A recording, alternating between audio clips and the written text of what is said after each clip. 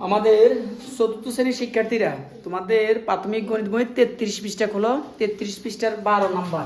আমরা এখন 12 নম্বর সমস্যা নিয়ে কথা বলবো।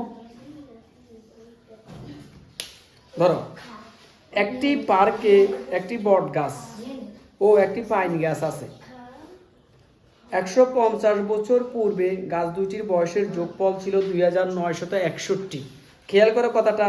আমরা আগে একটা মনে করো, একটা বট গাছ, এখানে একটা বট গাছ আঁকলাম একটা বট গাছ।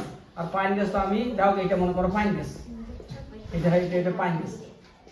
আচ্ছা, একটু খেয়াল করো, দুইটা গাছ। এখন 150 বছর পূর্বে মানে কি আগে, কত বছর আগে? 150 বছর আগে এই দুইটা গাছের বয়স ছিল 2961।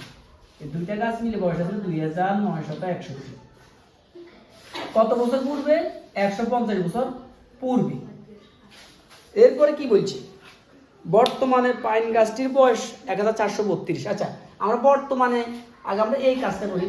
150 বছর পূর্বে যদি গাছ দুটির বয়স 2961 বছর হয়, তাহলে বর্তমানে গাছ দুটির বয়স কত হবে? তাহলে আমরা 150 বছর এটার সাথে আমি কি করব? যোগ করিব। তাহলে 2961 সাথে আমরা প্রথমে একবার 150 যোগ করলাম। যোগ করলে তো একটা রেজাল্ট আসবে নাকি? যে সংখ্যাটা আসবে সেটা হবে গাছ দুটির বর্তমান বয়স। এরপরে বলছে, এরপর পাইন গাছটির বয়স, এই থেকে আমরা যখন এই বয়সটা বিয়োগ করে দিব, তখন আমরা বট গাছের বর্তমান বয়সটা পাবো। এরপর কি বলছে, 200 বছর পর বট গাছের বয়স কত হবে? তখন এইটার সাথে আমরা 200 আনি কি করে দিব? যোগ করে দিব। তাহলে আমরা একটু শুরু করি। প্রথমে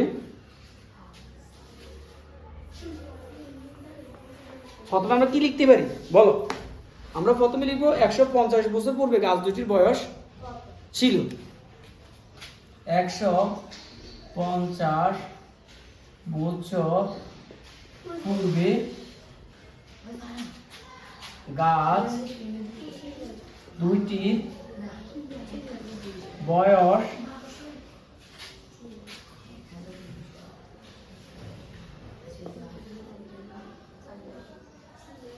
ছিল কত বছর?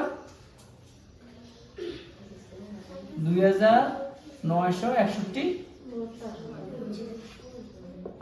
150 বছর পূর্বে গাছ দুটির বয়স ছিল 2961 বছর। সুতরাং বর্তমানে গাছ দুটির বয়স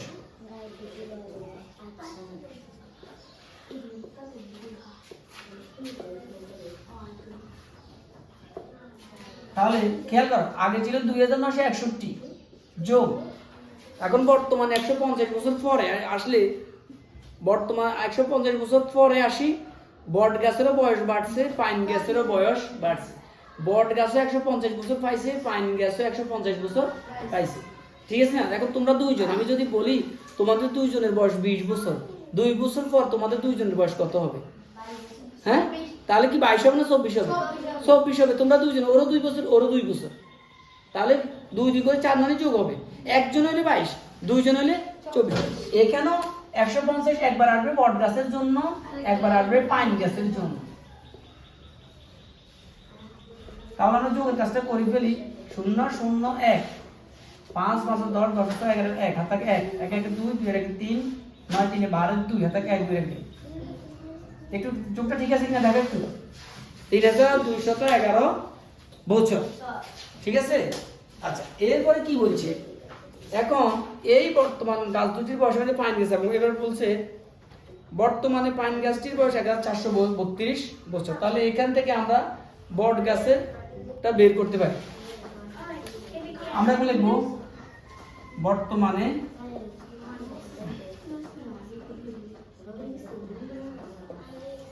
পাইন গাছের বয়স কত দিছে?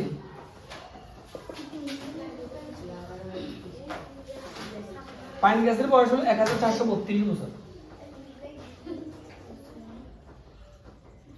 সুতরাং বট গাছের বর্তমানে বট গাছের বয়স, তাহলে ওই যে 3211 থেকে আমরা 1432 কে বিয়োগ করে দিলে আমাদের কাছে আর কি থাকবে? বট গাছের বয়স বেরিয়ে যাবে। 11 থেকে 2 গেলে 9, হাত থাকে 1, 3 একে 4, আবারও 11 থেকে 4 গেলে 7, হাত থাকে 1, 4 একে 5, 12 থেকে 5 গেলে 7, হাত থাকে 1, 1 একে 2, 3 থেকে 2 গেলে 1। খেয়াল করার কথাটা। তাহলে আমরা প্রথমে কি করছি? প্রথমে আমরা যোগ করলাম, গাছ দুটির বর্তমান বয়স বের করলাম। গাছ দুটির বর্তমান বয়স থেকে আমরা পাইন গাছের যে বর্তমান বয়সটা বিয়োগ করে দেওয়ার পরে এখন আমাদের কাছে আছে বট গাছের বয়স। ঠিক আছে, এবার আসো কি বলছে পরের অংশ। 200 বছর পর বট গাছের বয়স কত হবে? আচ্ছা, এখন যদি এই বয়সটা হয় তাহলে 200 বছর পর কি বয়স বাড়বে না কমবে? বাড়লে কি করতে হবে? যোগ। এই 200 নিয়ে আমরা এর সাথে যোগ করে দেব। আমরা তাহলে এখানে 200 যোগে যোগে না বিয়োগে? এখানে ভুল আছে, দেখি। 0 0 1, 5 এ 5 10, 10 আর 6 11 এর 1, হাত থাকে 1, 1 একে 2, 2 এর একে 3, 9 আর 3 এ 12 এর 2, হাত থাকে 1, 2 এর একে 3। ঠিক আছে তো, বিয়োগে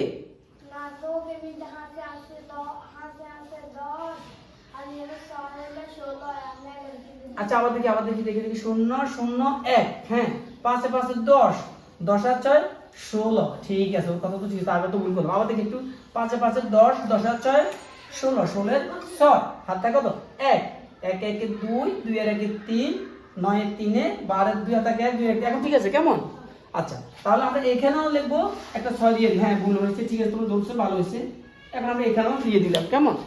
তাহলে আমরা এখানেও লিখতে পারি 3261। এই বিয়োগটা আমরা একটু দেখি সবাই। 11 থেকে 2 গেলে 9, থাকে কত? 1, 3 এর একে 4, তাহলে 6 থেকে 4 গেলে 2, 6 থেকে 4 গেলে 2, আবার 12, 12 থেকে 4 গেলে কত? 8, 1 একে 2, 3 থেকে 2 গেলে 1। এবার তো ঠিক আছে নাকি? আচ্ছা, 200 বছর পর কি? 200 বছর পর বট গাছের বয়স হবে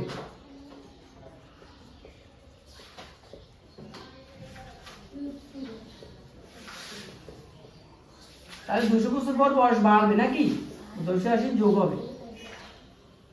এবার এই যোগটা করো একটু। 9 2 8 2 10 শূন্য 1 1 2, এই 2029 বছর। এইটাই আমাদের। খেয়াল করো কথাটা। প্রথমে আমরা কি করলাম? যোগ করলাম, পরে বিয়োগ করলাম, পরে আবার আসি যোগ করলাম। ঠিক আছে।